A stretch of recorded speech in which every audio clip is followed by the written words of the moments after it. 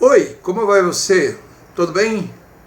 Se você tem uma criança ou adolescente em casa, qualquer dia desses pode ter uma surpresa. O colégio onde seus filhos estão matriculados pode mudar de dono. Aproveitando oportunidades pandêmicas, grandes grupos privados saíram às compras no setor de educação básica. As trocas de donos seguem aceleradas. Elas sinalizam mudanças que podem impactar o futuro de todo o sistema de ensino. Para os professores, é mais um motivo de preocupação. O bicho que causa medo tem o nome de concentração de poder econômico.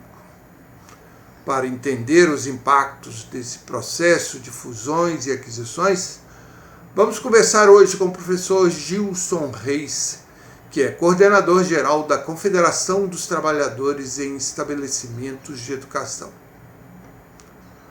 Gilson, o que os professores podem esperar da expansão do poder econômico desses grupos que estão mirando agora a educação básica?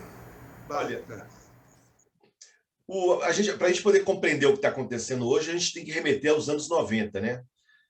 O governo Fernando Henrique Cardoso, Renato, ministro da Educação, Paulo Renato, e o Banco Mundial transforma a educação em serviço, né? Uma política do Banco Mundial discutindo justamente essa questão da educação. O Brasil começa a formular um processo da rediscussão do papel do Estado na educação. E nesses últimos, diria, 30 anos, 35 anos, nós tivemos três fases muito claras do processo, né? O primeiro foi um processo de mercantilização da educação, que é justamente essa fase Fernando Henrique Cardoso, ali naquele período dos anos 90, início dos anos 2000, que prolongou depois o governo Lula e o governo Dilma, né? Mas ali foi o ápice da mercantilização, ou seja, a educação passa a ser comprada e comercializada em qualquer esquina do Brasil.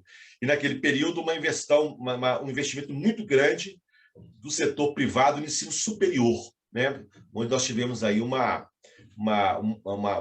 larga expansão, né? Nesse período aí, a Crota, Anguera, grandes grupos vão consolidando o Brasil.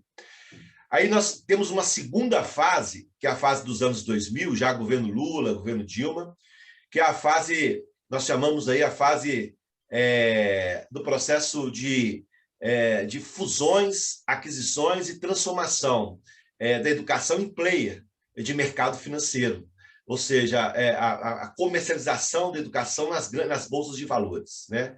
Então, nós tivemos aí um avanço extraordinário de aquisições, de compras. A Crota Anguera, por exemplo, transformou na maior instituição privada do mundo, né? Portanto, assim, com 1.200.000 alunos, um negócio assim, de uma quantificação extraordinária, e com isso, então, nós tivemos essa fase da transformação da educação nesse player na área de investimentos de bolsa. E, no último período, uma internacionalização, ou seja, nós tivemos aí Esse momento atual. grupos. É o momento atual. Ele veio aí nesse período, mas agora ele muda um pouco, ainda não está muito claro para onde que vai isso. Nós temos aí muitas aquisições de grupos internacionais, de instituições no Brasil, porque viram que era altamente rentável, e também tinha interesse nessa coisa, a partir de 2015, do golpe, essa coisa toda, de adquirir escolas para introduzir conceitos liberais, conceitos de formação de mercado, essa coisa toda. Então, não era somente uma visão meramente de mercado, de compra, né? Era também tinha conteúdo, e tem conteúdos do ponto de vista da formação. E nesse mesmo período, nesse período agora, uma nova fase que também era nova, porque nós observamos que no setor do ensino superior acabou tendo um certo estrangulamento de aquisições, ficou muito pesado o mercado, vamos dizer assim, né? Então, a restrição. Então, eles partiam para a educação básica.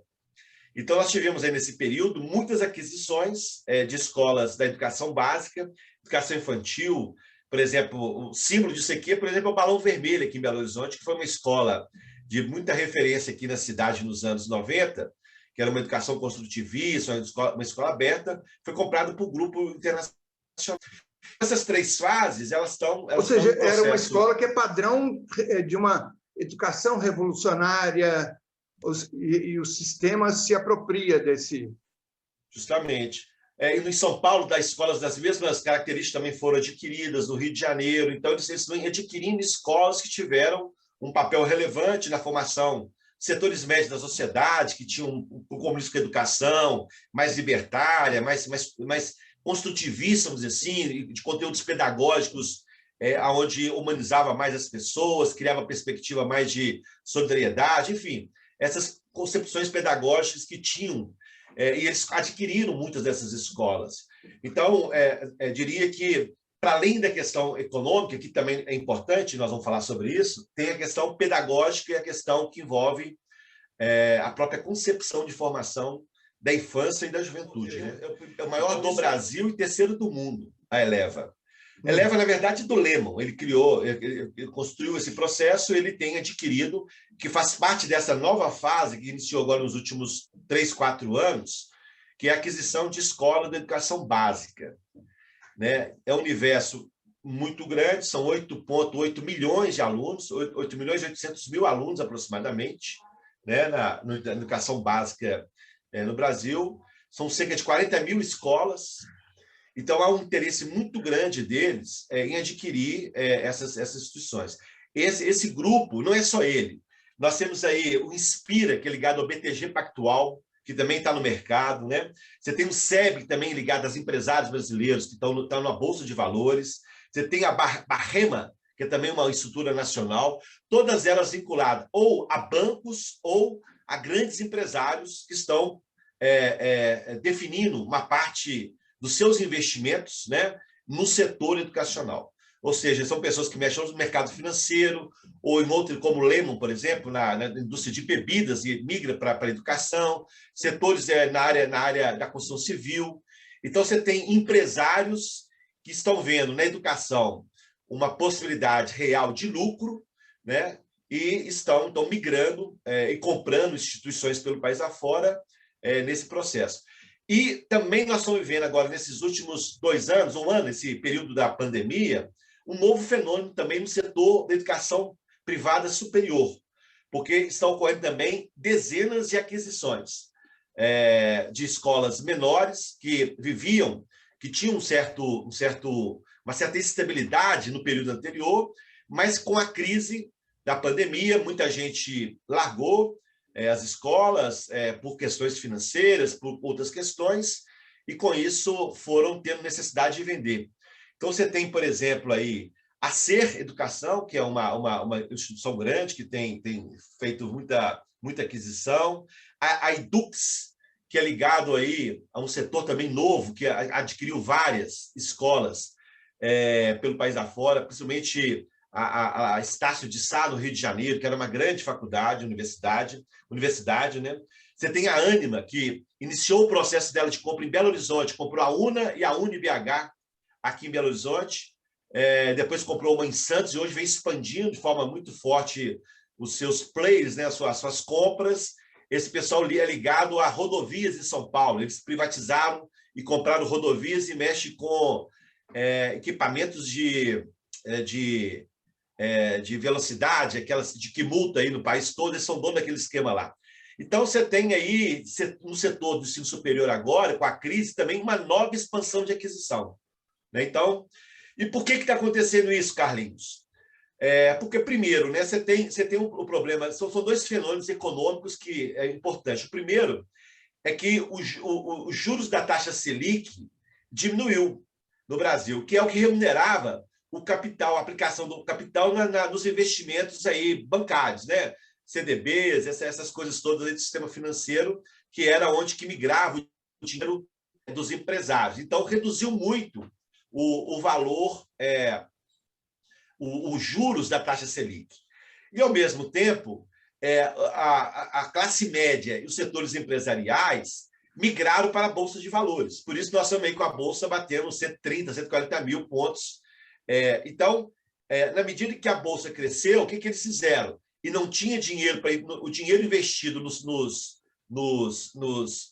fundos financeiros davam pouco retorno, eles viram a importância de pegar parte desse dinheiro e fazer compra, porque eles ganham 2 vezes. 3 vezes os juros baixos, na questão de aquisição.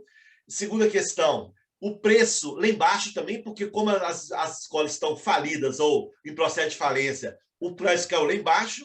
E o terceiro é que, na medida que você aglutina essas escolas em grandes grupos, elas são colocadas na Bolsa, e a Bolsa só está expandindo. Então, um setor também que, nesse período, expandiu de forma extraordinária o valor das suas ações no mercado financeiro, no mercado de bolsa de valores.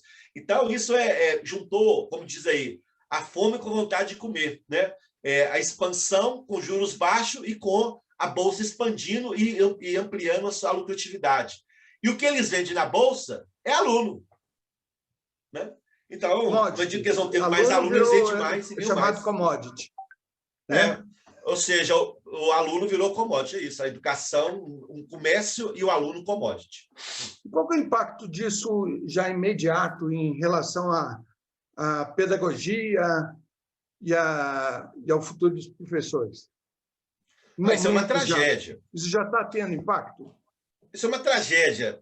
Se você pega a educação superior, por exemplo, para cada 5 instituições, para cada 5 faculdades no Brasil, 3 não cumprem com aquilo que seria o mínimo desejado para a formação dos alunos, seria de uma nota entre 1 e 5, entre 0 e 5, ficaria em 3. De cada 5, 3 está abaixo de 2. Já estava, né? Ou seja, o nível, a qualidade da educação praticada no Brasil, no ensino superior, ela é de baixíssima qualidade, baixíssima, né? E quando você pega das 5, as 2 que têm nota acima de 3, 90% é escolas públicas, universidades públicas que têm uma qualidade superior, principalmente as universidades federais. Então, você já tinha um processo muito forte de, vamos dizer assim, de desqualificação da formação da nossa juventude. Na verdade, grande parte dessas instituições estão preocupadas em formar aluno para virar, como se diz, um valor agregado ao mercado de consumidor de baixo valor agregado. Ou seja, você disponibilizar grande quantidade de mão de obra, né, para o mercado produtivo, para que ele possa reproduzir os interesses do grande capital. Você forma milhares de engenheiros, etc., etc., mas ninguém com grande capacidade, a não ser de produzir ou de reproduzir aquilo que o capital precisa, né? Então, nós temos então um processo de baixa qualificação da formação. Não existe hoje, no governo Lula e até no governo Dilma, tinha um processo de avaliação do ensino superior, os ensaios que nós defendemos ao longo do período, para que pudesse avaliar anualmente ou bianualmente as instituições. Isso também perdeu no meio do caminho, não tem avaliação mais. E o que eles estão fazendo é justamente isso, expandindo o mercado, desqualificando o trabalho, porque você tinha ainda, nesse período anterior, professores ainda que ministravam aulas. Com a pandemia agora, eles estão migrando para a educação remota, não é nem educação à distância, que são diferentes, né? A educação à distância, ela é uma concepção de educação que tem uma estrutura, tem um processo pedagógico constituído. A educação remota é simplesmente tirar o professor da sala de aula e colocar ele numa plataforma. E, com isso, eles vêm diminuindo de forma acelerada o número de professores que ministram aulas para as classes. Ou seja, há um ensalamento, que nós chamamos, a concentração de alunos em sala de aula, e um professor, 2 professores ministrando aula para 1.000, 2.000, 3.000 alunos. Há uma tendência de corte de número de professores, de oportunidades para professores? Somente a Crota Anguera está anunciando o corte de 4.000 professores. Há um processo de demissão em massa. E a ideia deles por exemplo, a Croton Anguera está concentrando no Paraná a base dos seus professores, vamos dizer assim, né? ou de tutores, vamos dizer, que de repassar conhecimento. Porque também, com o avanço da tecnologia, a educação, como era vista antigamente, como eu estudei, você estudou, numa sala de aula, com polêmica, com debate, com questão, ela é toda feita através de plataformas e de conteúdos definidos. Ou seja, são conteúdos já pré-estabelecidos, que têm que ser cumpridos pelo professor, são pacotes pedagógicos, né? Então, a matéria já é disponibilizada, a prova, tudo já é disponibilizado, ou seja, é uma conformação, é uma forma de você organizar a educação para que nada saia fora daquilo, dos seus objetivos, tanto comerciais como estratégicos da educação. Então, é uma desqualificação completa do processo de ensino-aprendizado. Porque é isso, eles vão pegar aí, sei lá, 80% dos alunos, 90% dos alunos que vão para o mercado de trabalho, vão ser insumos do mercado de trabalho, é isso, né? É mais um insumo de baixa qualificação, uma mercadoria É a comprada. commodity do ensino virando commodity do trabalho, né? É um insumo, né? Um insumo do trabalho de baixa qualificação, mas que Sim. é importante para o sistema, porque com a quarta revolução industrial, por exemplo, você vai precisar de engenheiros que vai fazer o papel de peão. Você vai demitir muito peão, muita gente, então você vai ter que ter um cara ali mais ou menos que saiba pelo menos o inglês e saiba administrar um pouco o processo produtivo ali. Então, isso é parte do processo de formação de uma classe operária, vamos dizer assim, formada na universidade, que vai substituir o ferramenteiro, já está substituindo esse setor, e vai absorver uma parte disso no setor de produção, vamos dizer assim, na ponta da produção dos setores industriais e tecnológicos. E para isso eles precisam desse tipo de pessoa. Não é engenheiro poder formular, pensar, não é médico poder pensar, formular, é pessoas que vão ser ali, são peão na produção, assalariados, precarizados, e para poder reproduzir o capital nessa nova fase. Então, esse é o objetivo da formação. Você acha que essas escolas construtivistas, elas já vão ser impactadas negativamente nos próximos anos, em termos de... Como é que é? Elas vão virar massa? Essas escolas construtivistas que já existem, que estão sendo incorporadas, elas tendem a virar massa? Sim. Olha, eu tenho uma convicção que nós vivemos dentro de um processo histórico chamado materialismo histórico, né? Onde que tem marchas e contramarchas que estão em disputa, que estão em discussões, né?